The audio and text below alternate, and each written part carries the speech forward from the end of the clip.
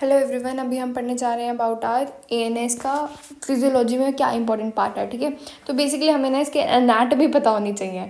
तो पैरासिम्पैथेटिक क्या है कि प्री गैंग्लियोनिक उसका लंबा होता है, वो पहले ही बहुत एक्सपीरियंसड है। फिर वो ना क्या किया उसने, पोस्ट गैंग्लियोनिक पे जाने के बाद ना कहा मैं और नहीं चल सकता, मैं थक गया। ठीक है, वो तो हमारा पैरासिम्पैथेटिक। बट सिम्पैथेटिक में you imagine as a fight and flight. Fight and flight में क्या होता है, आप भागते हो तो ना वो पहले ना ऐसे एनर्जी सेव कर रहा है, तो उसने प्री गैंग्लियोनिक छोटा फाइबर रख लिया, पोस्ट गैंग्लियोनिक उसने सब जगह पे इतना भाग भाग के लंबा फाइबर रख लिया। ठीक है, तो क्योंकि फाइट एंड फ्लाइट है ना, तो हमेशा ये याद रखना फाइट एंड फ्लाइट मतलब लंबा भागना पड़ेगा, मतलब पोस्ट गैंग्लियोनिक बहुत लंबा है टारगेट ऑर्गन तक। फिर उसके बाद हमारा सोमैटिक आता है, वो डायरेक्ट जाएगा। ओके, अब रिसेप्टर्स देख लेते हैं। ओके, पहली खास बात ये है कि एसिटाइलकोलिन इज प्री गैंग्लियोनिक हर एक केस में।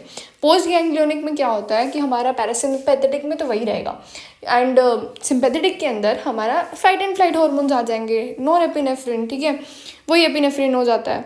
ओके, एक्सेप्शन है इसका कि स्वेट ग्लैंड जो होता है उसमें हमारी सिंपैथेटिक सप्लाई होती है, वो कोलिनर्जिक ही होगा, मतलब एसिटाइलकोलिन ही है उसके लिए भी।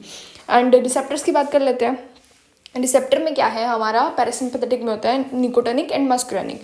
मस्कुरानिक होता है M1 M2 M3 and nicotinic होते हैं NN एंड NM। NM से आपको आइडिया लग गया होगा कि मस्कुलर जंक्शन की बात करें। बाकी NN जो होता है वो हमारा एड्रीनल वगैरह में होता है। अब हम बात करें M1 की। M1 में आपको याद रखना, मेरा पेट खुश, म से मेरा पेट खुश, तो मेरा दिल खुश, मतलब M1 is GIT, M2 is heart, मेरा पेट खुश तो मेरा दिल खुश। एंड हम अल्फ़ा बीटा की बात करें, अल्फ़ा 1 एंड अल्फ़ा 2 होता है वो हमारा। अब हम बात कर रहे हैं सिंपैथेटिक की। हाँ, तो हमारा अल्फ़ा 1 अल्फ़ा 2 जो होता है वो GI होता है, मतलब इनिबिटरी होता है, एंड जो स्टिमुलेटरी होता है अल्फ़ा 1 होगा।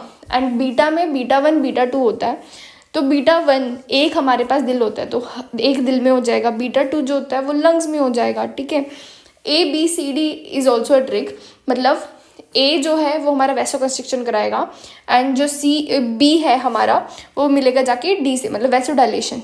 डू यू रिमेंबर ABCD हमने कहीं और पे भी पढ़ा है, that is our Cori disease, Andersen disease. ठीक है, branching is Andersen and Cori is debranching. Okay, thank you.